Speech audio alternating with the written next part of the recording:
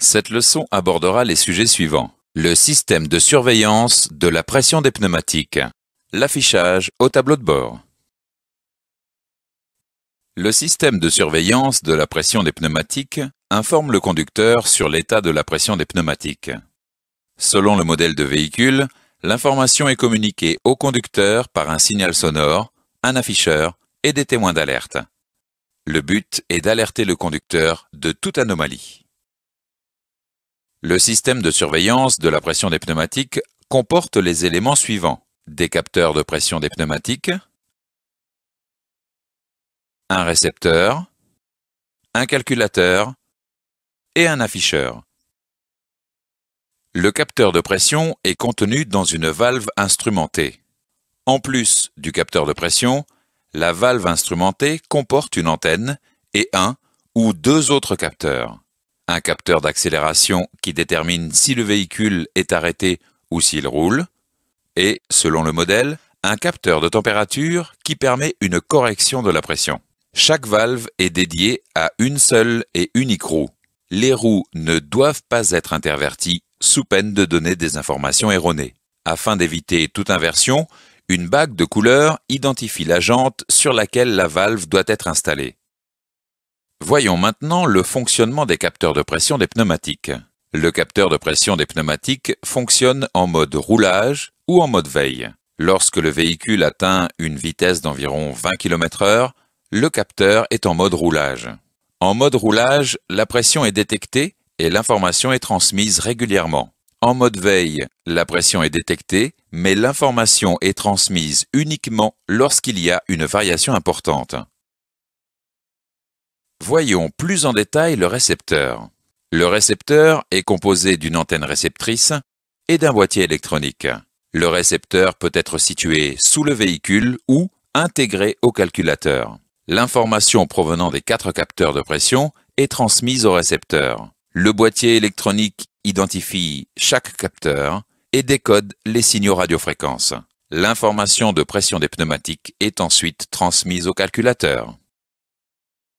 Le calculateur comprend une cartographie indiquant les pressions pneumatiques préconisées et des seuils d'alerte en cas de sous-gonflage ou de surgonflage. Les pressions préconisées et les seuils d'alerte varient selon le véhicule et sont modifiés en fonction de la vitesse et de la charge du véhicule. Sur certains véhicules, le calculateur tient également compte de la température des pneumatiques. La température et la pression des pneumatiques augmentent avec la vitesse. Le calculateur compare les données envoyées par les capteurs avec les pressions contenues dans sa cartographie. Voyons maintenant le fonctionnement de l'ensemble du système de surveillance de la pression des pneumatiques.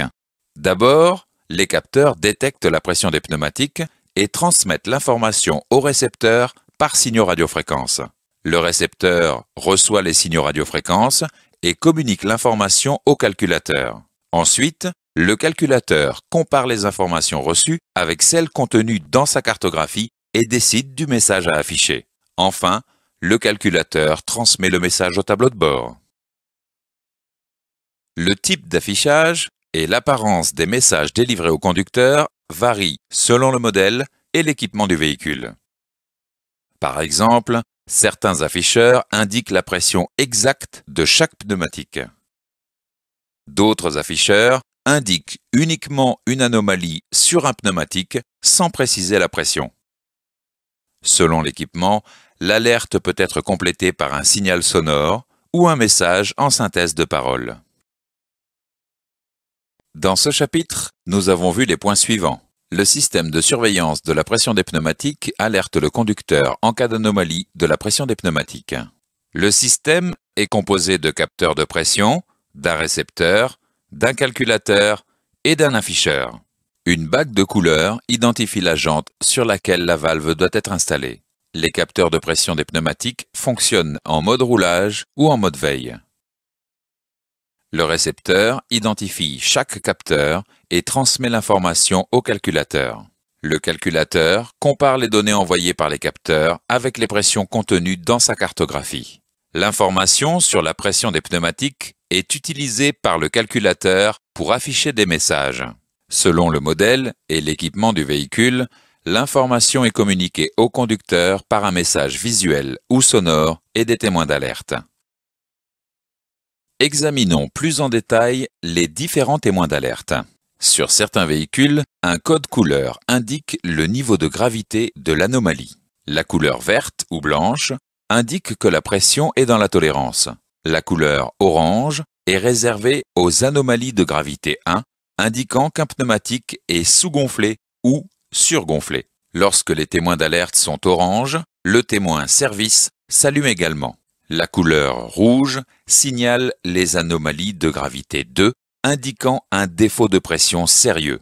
Lorsque le niveau de gravité 2 est atteint, le témoin stop s'allume, exigeant l'arrêt immédiat du véhicule dès que les conditions de circulation le permettent. La pression des pneumatiques varie.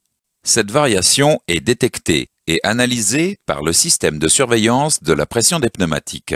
L'analyse de cette variation permet d'identifier les anomalies suivantes.